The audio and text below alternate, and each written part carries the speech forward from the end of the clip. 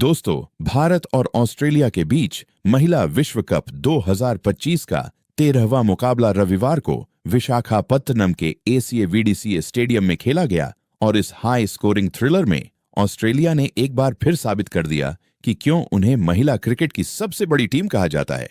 Alyssa Healy की शतकीय पारी ने भारत के मुंह से जीत छीन ली और कंगारू टीम ने इस मुकाबले को 3 विकेट से अपने नाम कर लिया। ये मुकाबला सिर्फ एक मैच नहीं था, बल्कि यह जुनून, जज्बा और जंग का ऐसा संगम था जिसे देखने के बाद हर क्रिकेट फैन के दिल में सिर्फ यही सवाल था, आखिर भारत कहां चूक गया।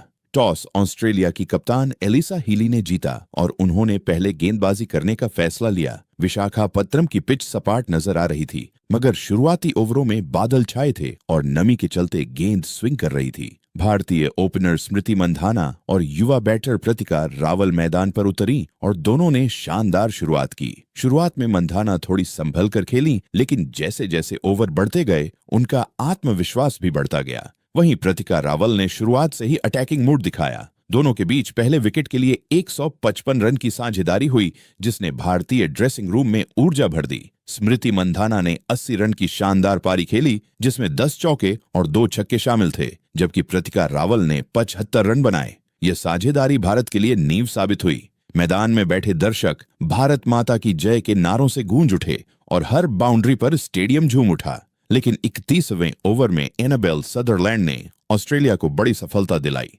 प्रतिका रावल कैच आउट हो गई और भारत का पहला विकेट गिरा। इसके बाद हरलीन देओल आईं और उन्होंने तेज 38 रन बनाए। कप्तान हरमनप्रीत कौर से उम्मीदें थीं कि वह टीम को 350 के पार ले जाएंगी, लेकिन वह सिर्फ 22 रन बनाकर मेगन शट की गेंद पर आउट हो गईं। इसके बाद जेमिमा रोड्रिग्स ने 33 रन और अर्चा घोष ने 32 रन की उपयोगी पारियां खेलीं। हालांकि भारतीय टीम एक समय 300 के पार जाती दिख रही थी, लेकिन आखिरी के ओवरों में अचानक विकेटों की झड़ी लग गई। भारत ने अपने आखिरी 6 विकेट सिर्फ 36 रन पर गंवा दिए।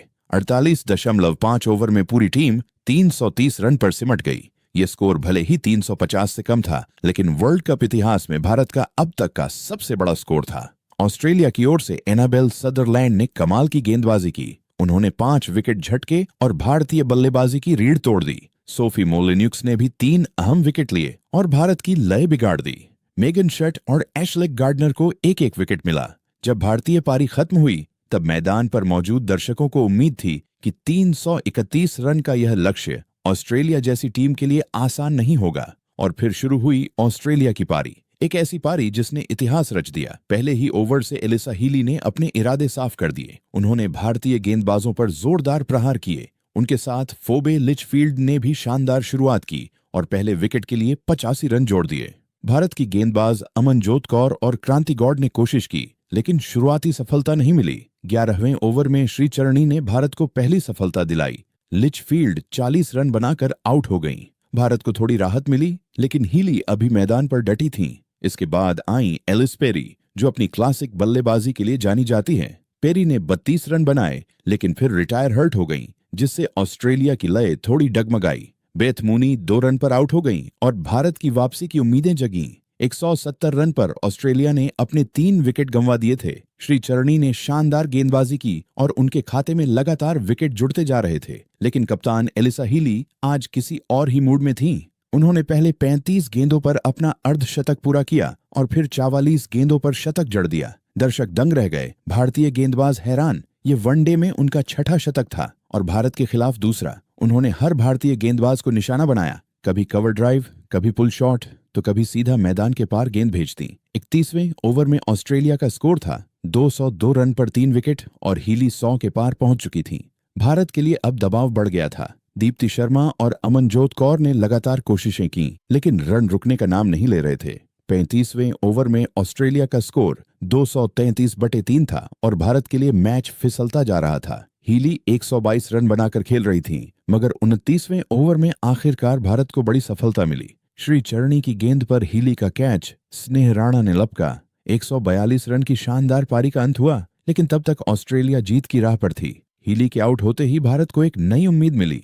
दर्शक खड़े होकर तालियां बजा रहे थे, क्योंकि उन्होंने इतिहास की एक बेहतरीन पारी देखी थी। ऑस्ट्रेलिया को जीत के लिए 66 गेंदों पर 66 रन चाहिए थे और उनके पास अभी भी विकेट बचे थे। एशले गार्डनर और तहलिया मैकग्रा क्रीज पर थीं, लेकिन भारत ने वापसी जारी रखी। 41वें ओवर में दीप्ति शर्मा ने मैकग्रा को एलबीडब्ल्यू आउट किया। स्कोर हुआ 280 पर 5 और मैच रोमांचक मोड़ पर आ गया। इसके बाद गार्डनर ने 45 रन की उपयोगी पारी खेली, मगर उन्हें भी अमनजोत कौर ने बोल्ड कर दिया। अब ऑस्ट्रेलिया को जीत के लिए 36 गेंदों पर 32 रन चाहिए थे और 6 विकेट गिर चुके थे।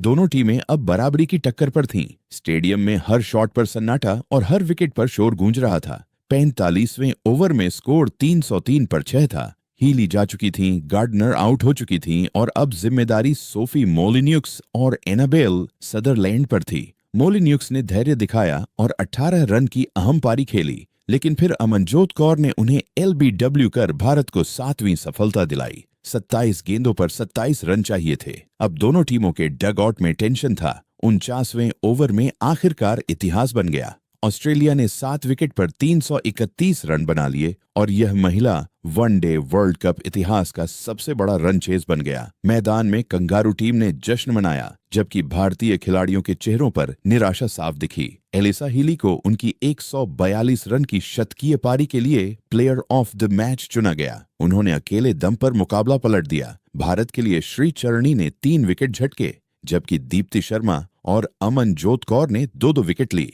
लेकिन भारतीय गेंदबाजों की सबसे बड़ी समस्या डेथ ओवर्स में नियंत्रण की कमी रही। शुरुआती ओवरों में अच्छी गेंदबाजी के बावजूद बीच ओवर्स में उन्होंने बहुत रन लुटाए। भारत की अब तक टूर्नामेंट में यही लगातार दूसरी हार रही। इससे पहले भारत को साउथ अफ्रीका ने हराया था। भारत ने अपने पहले 2 मैच जीते थे, लेकिन अब लगातार 2 हार ने सेमीफाइनल की राह मुश्किल बना दी है। दूसरी ओर इस जीत के साथ ऑस्ट्रेलिया ने 2 अंक हासिल कर लिए हैं और अब उसके कुल 7 अंक हो गए हैं, जबकि भारत 4 अंकों के साथ मिड टेबल पर है।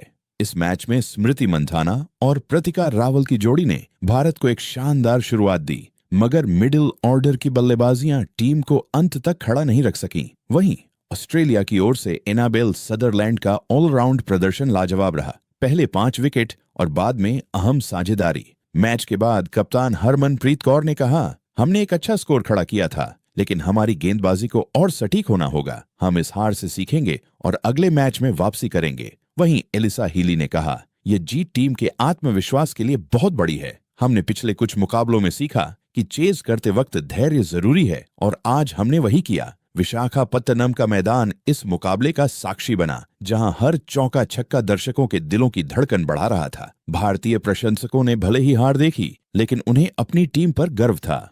इस मैच ने दिखा दिया कि महिला क्रिकेट का स्तर कितना ऊंचा हो चुका है। 330 रन का पीछा करना अब नामुमकिन नहीं रहा। भारत की प्लेइंग 11 रही। प्रतिका रावल, स्मृति मंधाना, हरलीन देओल, हरमनप्रीत कौर, जेमिमा रोड्रिक्स, आर्चा घोष, दीप्ति शर्मा, अमनजोत कौर, स्नेह राणा, क्रांति गौड़ और श्री चरणी।